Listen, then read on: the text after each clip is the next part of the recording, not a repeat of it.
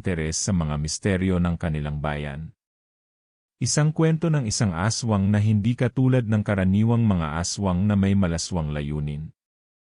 Hindi siya nagpapakita ng takot o pangit na hitsura, kundi isang nilalang na may malalim na layunin, ang magpagamot at magtulong sa mga tao ng baryo.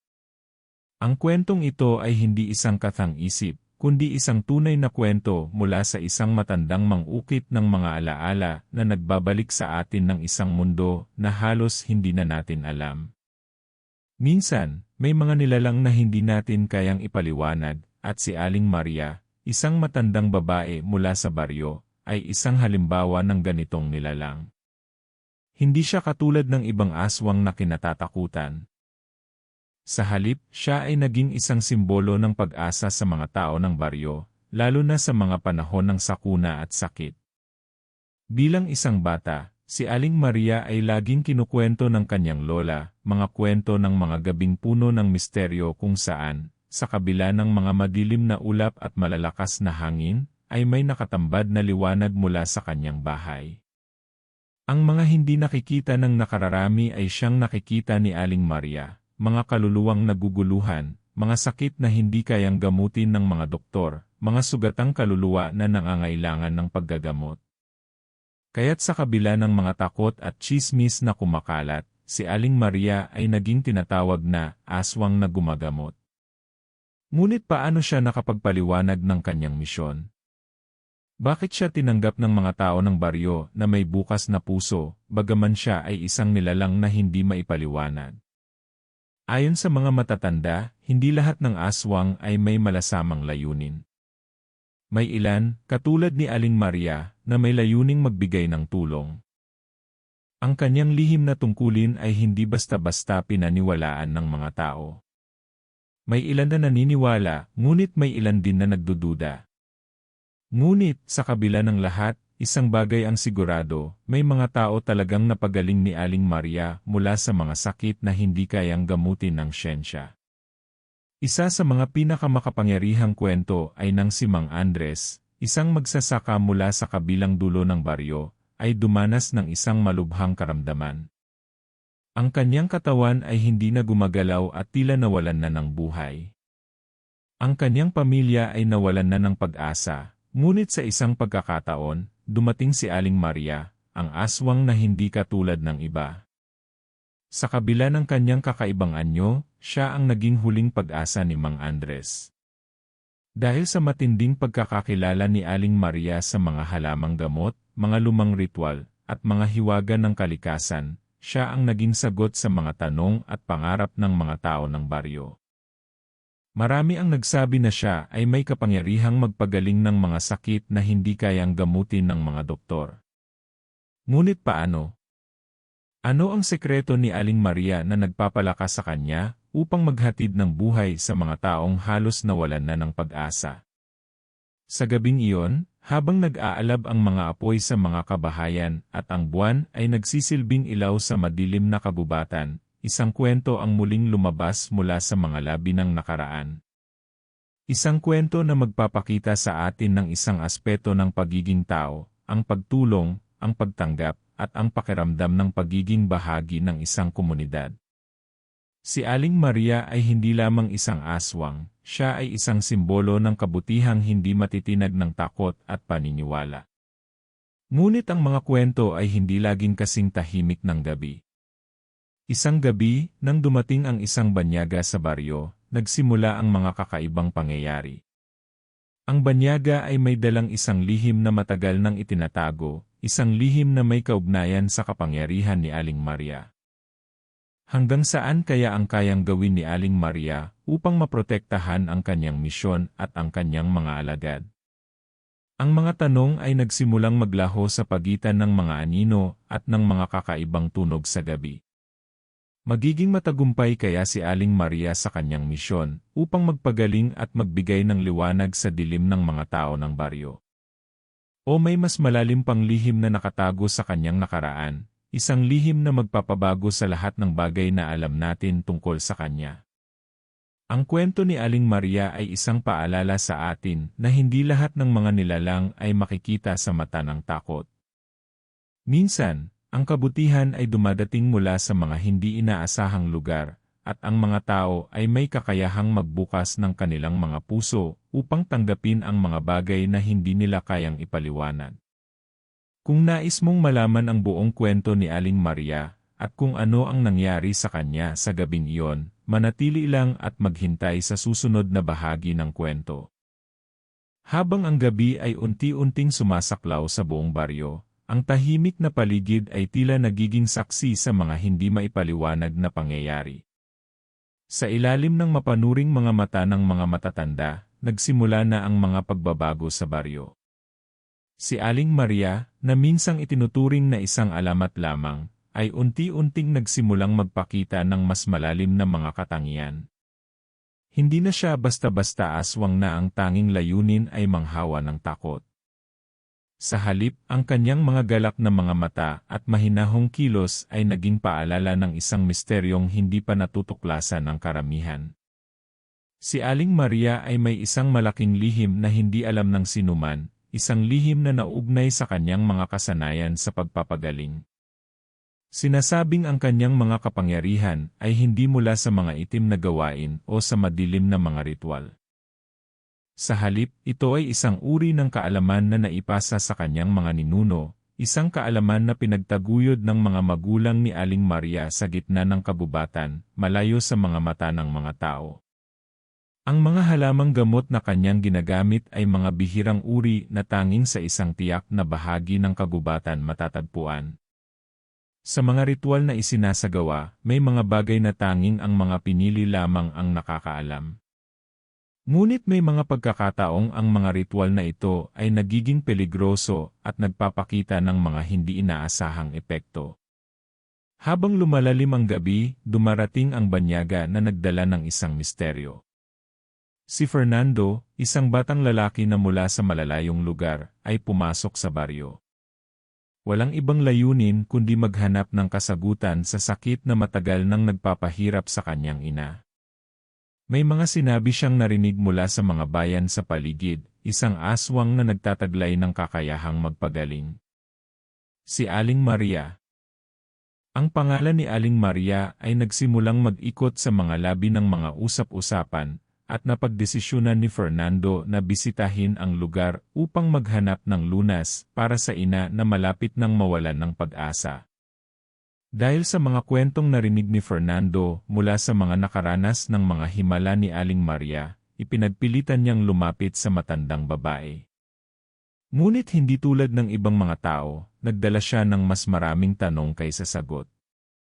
Ang kanyang misyon ay hindi lamang upang magpagaling, kundi upang matuklasan ang mga lihim ng mga kapangyarihan ni Aling Maria. Wala siyang ideya kung anong panganib ang maaaring idulot ng kanyang paglapit sa matandang babae. Samantalang ang buong baryo ay patuloy na abala sa kanilang mga pangaraw-araw na gawain, si Aling Maria ay nagiging mas mailap. Ayon sa mga ilang saksi, hindi siya madalas makita sa kanyang kabahayan, na para bang may mga oras na siya ay nagtatago. Sa kabila ng lahat ng ito, ang kanyang tulong ay patuloy na nagiging mahalaga sa mga tao. Isang linggo na ang nakalipas mula nang dumating si Fernando sa baryo, ngunit hanggang ngayon, hindi pa siya nakikipagkita kay Aling Maria. Ang mga gabi ay dumaan na tila nagdadala ng mga pangarap at takot. Habang ang mga tao ay nagpapalipas ng gabi sa ilalim ng mga bituin, may mga hindi malilimutang tunog na pumapalibot sa kabubatan. Mga tunog ng mga anino. Mga tunog na tila nagmumula sa isang malalim na lihim. Sa gabi ng isang buwan ng pagdapo sa pinakamataas na posisyon, nagdesisyon si Fernando na hanapin na si Aling Maria. Isang gabi, naglakbay si Fernando patungo sa kabahayan ni Aling Maria.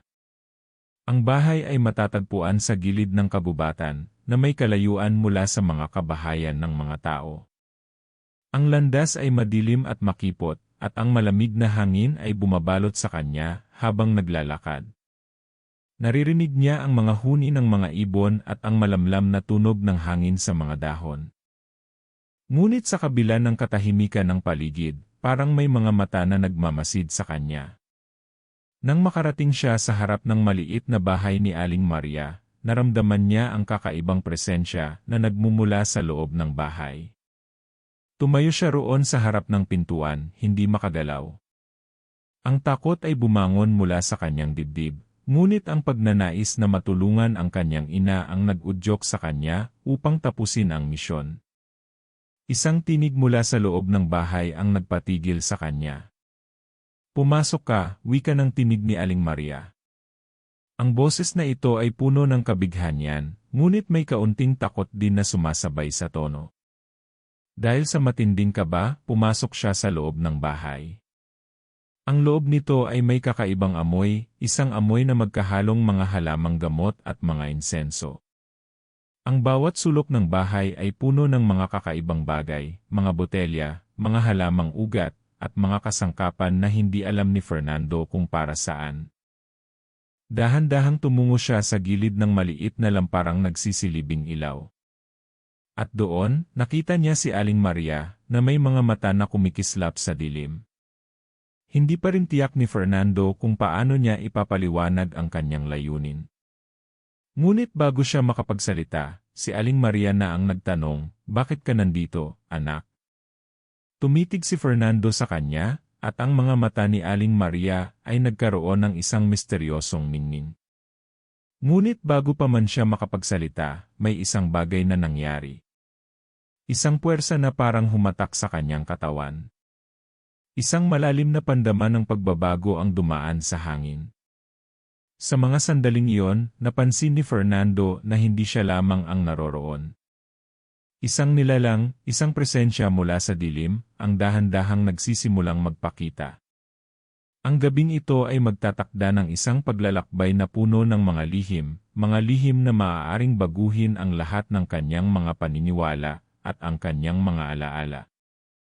Ano ang mangyayari kay Fernando? Ano ang mga lihim ni Aling Maria? At paano haharapin ni Fernando ang nakatagong dilim sa likod ng mga pinto ng kabahayan ng aswang na gumagamot?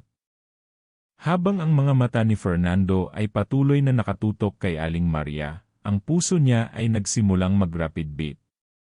Ang kakaibang presensya na naramdaman niya mula sa unang pagpasok sa bahay ay nagpatuloy na parang isang mabigat na ulap na pumapalibot sa kanilang paligid.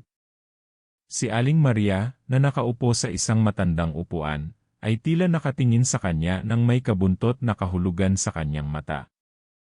May mga hindi maipaliwanag na damdamin na nagsimula siyang maramdaman, at ang mga ito ay nagdulot sa kanya ng higit pang pagkalito.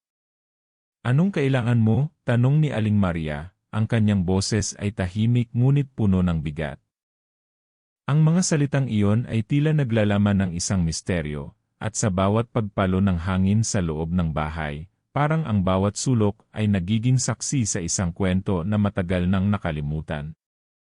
"Ang ina ko," tugon ni Fernando, ang kanyang boses ay may kabang nagmumula sa kaloob-looban. "Narinig ko po ang tungkol sa inyong kakayahan. May sakit siya, at walang ibang makakapagpagaling sa kanya maliban po sa inyo." Ang sagot ni Aling Maria ay hindi agad dumating. Ang kanyang mga mata ay naglakbay sa dilim ng silid, at ang mga kamay na tila matagal nang hindi kumikilos ay dahan-dahang humawak sa mga gilid ng upuan. Isang mabigat na katahimikan ang bumalot sa kanila, at sa sandaling iyon, parang may sumabog na tunog mula sa kaloob-looban ng kanyang puso. "Bakit sa akin?" tanong ni Aling Maria, ang kanyang tinig ay mas mababa at may bahid ng pagkabahala. "Bakit ako ang napili mo? Hindi mo ba alam na may mga bagay na hindi kayang kontrolin ng mga tao?" Hindi alam ni Fernando kung anong ibig sabihin ng matandang babae. Ang mga salitang iyon ay nagpapaalala sa kanya ng mga narinig niyang kwento mula sa mga matatanda sa baryo, mga kwento tungkol sa mga pagkatalo at sakripisyo ng mga taong lumapit kay Aling Maria. Ngunit hindi siya nag-atubiling magpatuloy. Dahil wala nang ibang makakatulong. Walang ibang pag-asa. Si Aling Maria ay muling nagsalita, ngunit sa pagkakataong iyon, may kakaibang pagnanasa sa kanyang mga mata. Kailan ba naging madali ang maghanap ng pag-asa? Tinutok niya ang kanyang mga mata kay Fernando. "Minsan, ang hinahanap mo ay nagiging iyong kapalaran. Ang kanyang boses ay nagbago ng tono, at ang hangin sa loob ng bahay ay tila naging mas malamig. Sa mga salitang iyon, si Fernando ay nakaramdam ng takot na hindi niya maipaliwanag. Para bang ang bawat pahayag ni Aling Maria ay nagdudulot ng isang malalim na kahulugan na nag-ugnay sa kanyang sariling buhay at sa mga tanong na hindi pa siya handang sagutin. Ang mga mata ni Aling Maria ay muling naglakbay sa kabahayan. Walang sinasabi, ngunit ang katawan ng matandang babae ay nagsimulang gumalaw na parang may mga anino sa paligid niya. Bago ka magtanong ng higit pa, Fernando, anya, ang tinig ay naging mabagsik, kailangan mong malaman na may mga bagay na hindi mo kayang hawakan. Sa pagkabigla, ang mga pinto ng bahay ay nagsimulang magbukas ng malakas. Isang amoy na parang bulok na kahoy at kalawang ang sumakit sa ilong ni Fernando. Isa itong pahiwatig na parang may magbabalik na mga alaala mula sa nakaraan. Agad na napansin ni Fernando na ang paligid ay nagbago. Ang mga halaman sa paligid ng kabahayan ay nagsimulang magkulay dilaw, ang mga kahoy ay tila umiilaw mula sa ilalim ng mga ugat. At bago pa siya makapagsalita, isang malakas na tinig ang umabot mula sa kabubatan sa likod ng bahay ni Aling Maria. Isang lalaki ang tumuntong sa harap ng pinto. Si Fernando ay muling napaatras. Hindi ito ang binatang inaasahan niyang makikita. Ang lalaki ay may matalim na mata at may malamlam na anyo. Ang kanyang mga mata ay parang mga alon sa dagat na hindi kayang pigilan ng sinuman. Aling Maria, narito na ako, wika ng lalaki na may mabagsik na tono. Ang boses nito ay parang isang kutitap ng isang matalim na kagat. Bakit mo pinayagan na makapasok siya dito? Tinutok ng lalaki ang mga mata kay Fernando. Hindi ito ang tinig ng isang kaibigan, kundi ng isang kaaway. Si Aling Maria, na kanina'y tahimik at ang kanyang mga mata ay puno ng pag-aalala, ay lumingon sa lalaki. Siya'y isang batang puno ng pag-asa. Hindi ko alam kung ano ang magiging epekto ng kanyang paglapit sa amin. Ngunit, tulad ng lagi ko nang sinasabi, may mga bagay na hindi dapat galawin. Hindi na matiyak ni Fernando ang lahat ng nangyayari sa mga sandaling iyon. Ang lalaki ay nagsimula ng maglakad patungo sa kanya, at ang malamlam na ilaw mula sa lumang lampara sa loob ng bahay ay nagbigay ng isang nakakatakot na anino sa paligid. Si Fernando ay tumayo ng matigas. Sa kabila ng lahat ng takot, ang kanyang misyon ay hindi pa rin nagbabago. Kailangang malaman niya kung anong mga lihim ang pinapakita ni Aling Maria at ng lalaking iyon. Anong koneksyon ang mayroon sila sa isa't isa? Bakit nagkakaroon ng tensyon sa pagitan nilang dalawa? Ang lalaki ay tumigil sa harap ni Fernando, ang kanyang mga mata ay nagpapakita ng kabangisan. Kung nais mong malaman ang lihim ni Aling Maria, anak, kailangan mong unang matutunan ang lihim ng iyong sarili, sabi nito. Ang kanyang tinig ay parang isang pagninilay na may malalim na kahulugan. Hindi ba't ikaw din ay may mga kasaysayan na hindi pa alam? Ang mga salitang iyon ay nagdulot sa puso ni Fernando ng hindi maipaliwanag na kaba. Ang tinig ng lalaki ay parang dagundong mula sa ilalim ng lupa, at ang tanong na ibinato sa kanya ay nagpatuloy na nag-echo sa kanyang isipan. Ang mga tanong na lumabas sa kanyang bibig, mga tanong na siyang nagiging susi sa mga sagot na hindi pa niya kayang sagutin. Ang mga sagot, Fernando, wika ng lalaki, ay hindi basta-basta nakukuha sa mga mata. Kailangan mong malaman kung anong lugar ang iyong kinalalagyan at kung ano ang iyong pinagmulan. Walang katiyakan si Fernando sa mga sagot, ngunit ang tanging nararamdaman niya ay ang matinding kagustuhang matulungan ang kanyang ina. Ngunit ano ang magiging halaga ng tulong kung siya'y papasok sa isang laban na hindi niya kayang kontrolin? Habang ang malamlam na ilaw ng lampara ay patuloy na sumasayaw sa madilim na silid, ang puso ni Fernando ay patuloy na bumibilis ang pintig. Ang lalaki na nakaharap sa kanya ay hindi nagpapakita ng kahit anong awa o habag, ang mga mata nito ay malamig at puno ng misteryo.